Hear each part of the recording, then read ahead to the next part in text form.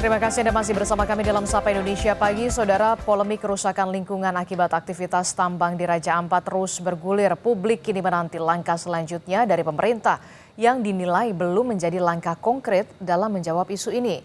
Sementara masyarakat sekitar terus merasakan dampaknya.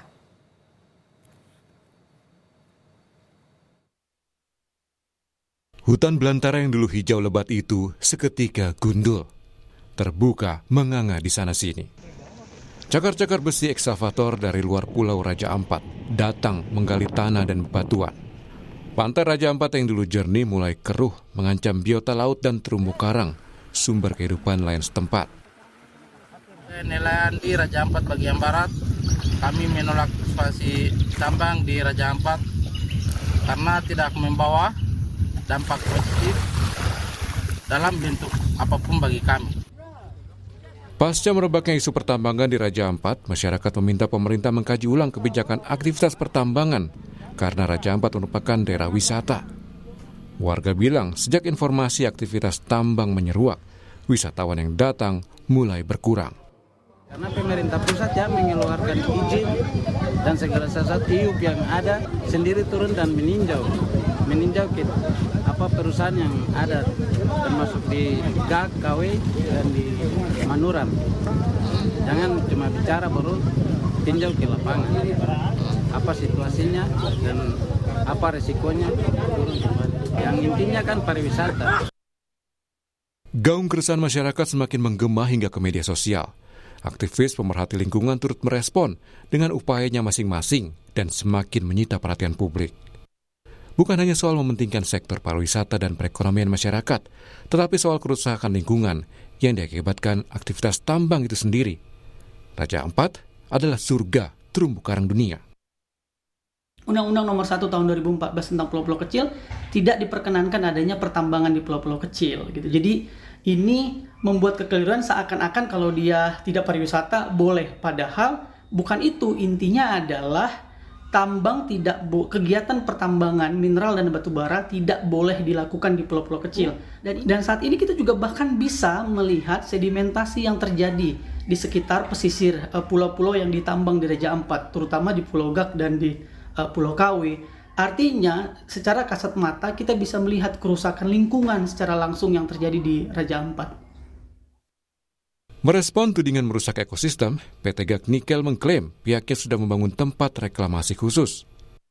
PLT Presiden Direktur PT GAK Nikel, Arya Arditya bilang, kegiatan di Pulau GAK Raja Ampat tidak hanya mengedepankan kepatuhan regulasi.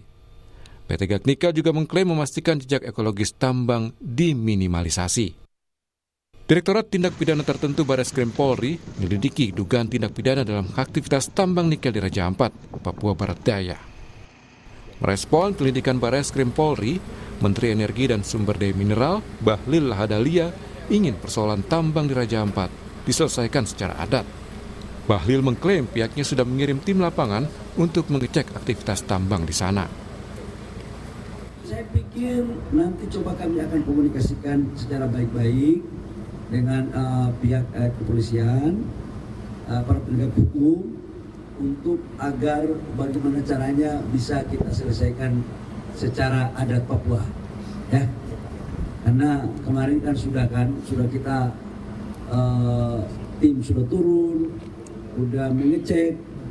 Saya pikir ini adalah bagian daripada respon pemerintah terhadap pikiran baik masyarakat, dan juga pemerintah memang sudah melakukan ini sejak bulan Januari karena sudah ada Perpres Satgas penataan lahan lingkungan dan termasuk tambang.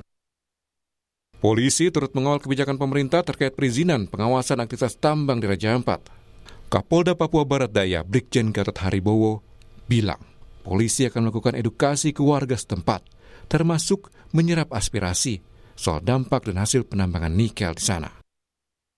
Satu persepsi menindaklanjuti memfollow up apa yang sudah menjadi kebijakan pemerintah pusat dalam hal ini Bapak Presiden. Untuk beberapa perusahaan-perusahaan yang sementara mau mengajukan izin, ini masih didalami, dan seperti disampaikan juga oleh Bapak Menteri kemarin, ada beberapa hal yang mungkin harus ditinjau ulang.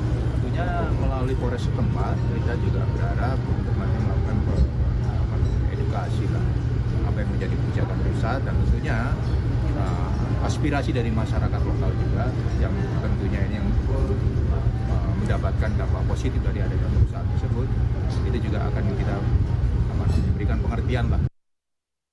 Kini publik menanti apakah langkah pemerintah saat ini sebagai jawaban mutlak penyelamatan lingkungan di Raja Ampat sebelum penyesalan besar karena dampak kerusakan lingkungan selalu masif dan permanen.